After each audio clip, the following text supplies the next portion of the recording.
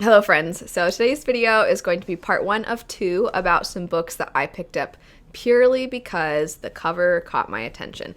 I always, even if a cover catches my attention, will then read the synopsis or see other people's thoughts on the book.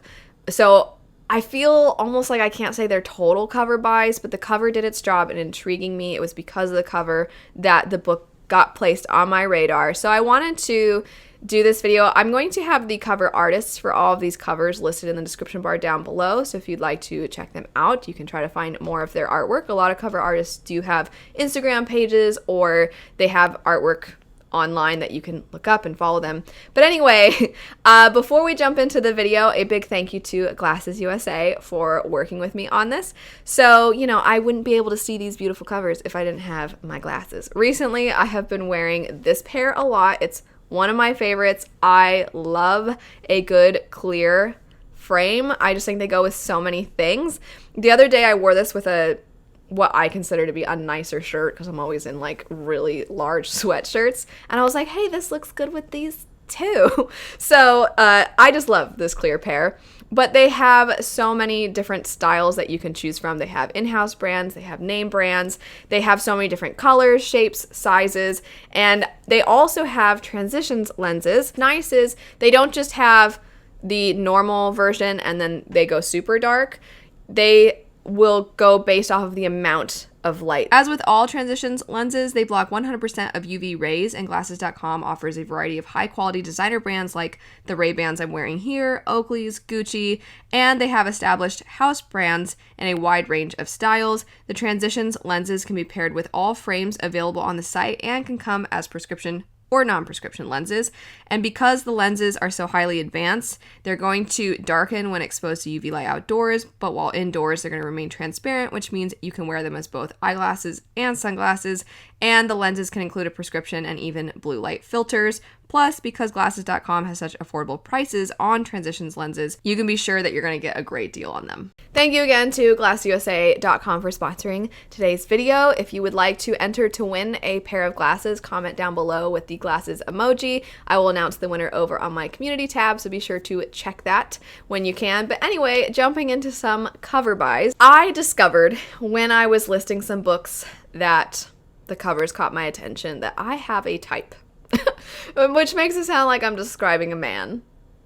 And in a way, I kind of am. So there are 3 books that when I was writing it down, I'm like, oh my gosh, I apparently, I really like a hooded fella, I gotta say. So a few examples of this. We have Prince of Thorns, Dance of Cloaks, and Night Angel, the old school Night Angel. I know there's a bind up now that's just, I think, black with a sword. But there were some Night Angel covers that were so my taste because I love a good white cover with a little pop of color in it.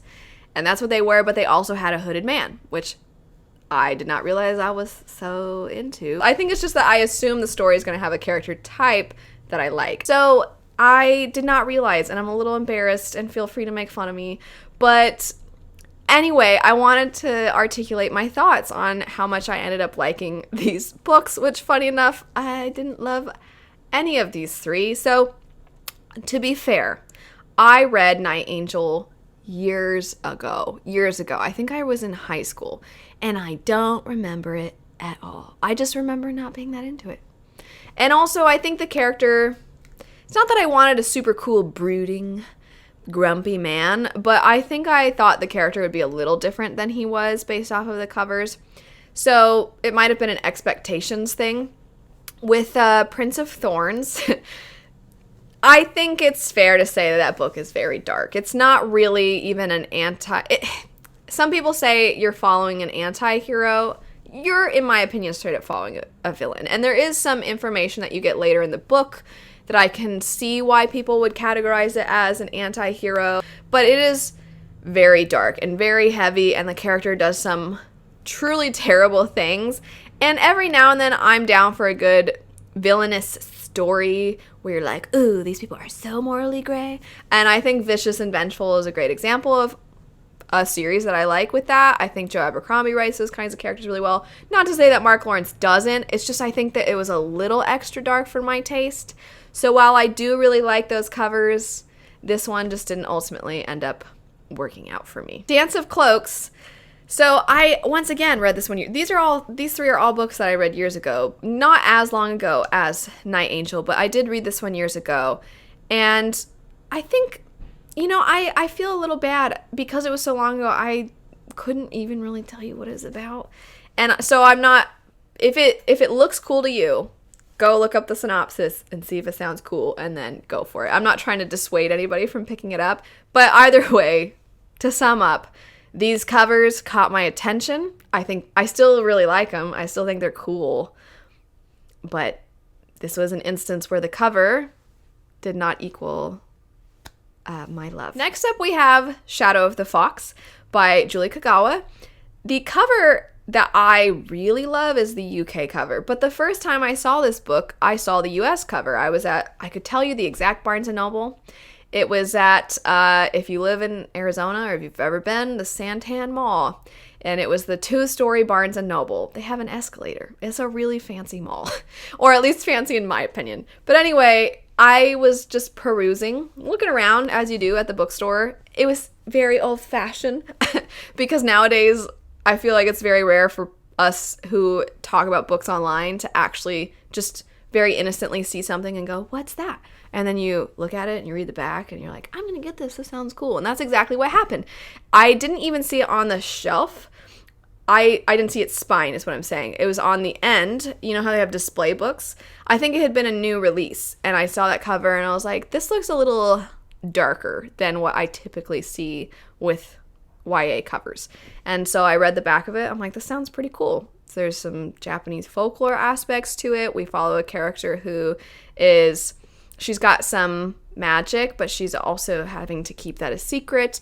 And she's all sweet and innocent. And there's this scroll. And then there's this samurai assassin type. What do you know? Even though he's not on the cover, there's another one. But so I was like, okay, this sounds really cool. And I ended up really enjoying the book a lot. And I enjoy the trilogy as a whole. And it was such a fun surprise to discover that the UK covers were also beautiful. So props to, the US cover artist. Because while I love the style of the cover for the UK ones, that America one caught my attention. And I ended up really liking the book. Next up, we have Ever the Hunted. This was a story that I saw the cover.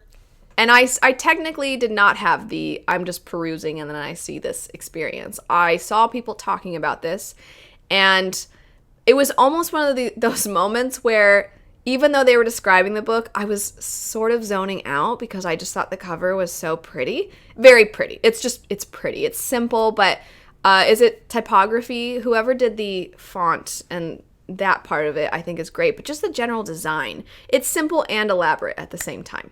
I am not a designer, so I'm so sorry to people who do design who are like, that didn't make any sense. But I think that you all know what I'm trying to say. So I actually did like this book, and I liked there's a romantic subplot in the story that I loved the couple, but it was not a standalone, and with the continuation, I just thought it didn't quite do things the way I was hoping. So this one, I would say the cover, it definitely caught my attention, and I didn't hate the book by any means, but it was kind of in the middle as far as my enjoyment of it. It didn't clash where I loved the cover but hated the book or anything like that, but I also didn't absolutely love the cover and then absolutely love the book. So far, Shadow of the Fox, I would say, it's funny because Shadow of the Fox's cover, I don't totally love the style, but I enjoyed the book and it still caught my eye. And then Ever the Hunted, I thought, this cover is just so cute and pretty and lovely and cool, and I just really, really like the style of it. But then the book was just like, oh, okay, it wasn't an absolute favorite. And then the ones that you're going to get me every time, apparently with the Hooded Man, those have all been no's. And so anyway, leading us into the last book on this list, we have Descendant of the Crane. And this one is probably the only one where the cover I just found absolutely breathtaking, and I enjoyed the book. I want to go back and reread this. I read this a couple years ago at this point, and there was some aspects of the story. It very much felt like it was going to get a sequel, and the author has had some issues with her publisher. I don't know if it ever will. I think she said that it probably won't get a sequel, but it's kind of a murder mystery, and I enjoyed the aspect of the book. I enjoyed the familial drama of the story. It's actually quite sad. The book starts where the character's father has died, and she believes he was murdered, and so she's determined to find his killer, but a lot of people aren't sure if it was a murder or not. And so it's kind of a mystery. You're trying to figure out what happened, and there's kind of some twists and turns you're not expecting, some plot reveals. And I just thought it was an interesting story. And that cover, I still think, is this not one of the most beautiful covers you've ever seen? I think it's gorgeous. And I want to add, I love that we're getting more books with this art style. I'm just basically like, here's my money. Even though I said at the beginning of the video that even when a cover intrigues me, I'm pretty much always still going to look at the synopsis in case it's not really something I like. But man, this cover style is so fantastic that I might start. I mean, I'm going to have to force myself to read the synopsis, but unless there's something that absolutely sounds awful to me, if it's got a cover that looks like the Descendant of the Crane cover, if it's in that style, I'm probably going to want to check it out. I will be doing a part 2 to this because there's some other trends I've found that I definitely am instantly intrigued by, so I will be returning with that in the future. Let me know what it's almost like book buzzwords, those words that you hear in a synopsis that you're instantly like, okay, I want to read that book. What's the look that always gets your attention and you pretty much have to end up picking that book up? I would love to know. I wonder if there's any overlap with some of my tastes. But anyway, thanks so much for watching. A big thank you again to GlassesUSA.com for sponsoring today's video. I hope you have a lovely rest of your day, and I'll see you all later. Bye.